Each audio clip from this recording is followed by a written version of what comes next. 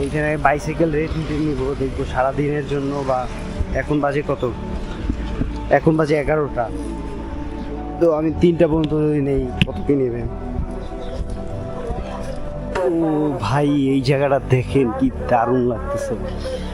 দোয়া করেন সামনে গিয়ে যেন ড্রোন উড়ানোর জন্য পারমিশন।